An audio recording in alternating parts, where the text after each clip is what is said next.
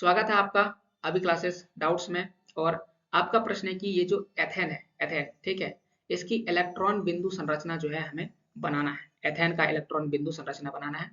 आइए एथेन का इलेक्ट्रॉन बिंदु संरचना बनाते हैं। देखिए सबसे पहले तो आपको एथेन के बारे में जानना पड़ेगा कि इसका सूत्र क्या होता है। तो एथेन का सूत्र होता है C2H6 होता है, यानी इसमें कार्बन 2 बार है। तो मैं यहाँ कार्बन 2 बार लिख रहा हूँ, एक बार कार्बन यहाँ लिख रहा हूँ, एक बार कार्बन यहाँ लिख रहा हूँ। तो कार्बन 2 बार हो गया। और कार्बन की जो है वैलेंसी हमें पता है 4 होती है, तो कार्बन की वैलेंसी एक्स से दर्शाया गया। कार्बन की वैलेंसी को एक्स से दर्शाया गया।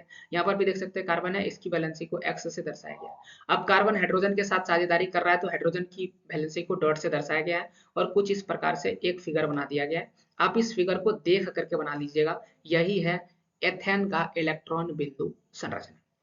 तो उम्मीद करते हैं आप ये फिगर अच्छा से समझ गए होंगे। ऐसे और प्रश्नों के जवाब के लिए चैनल को जरूर सब्सक्राइब करें।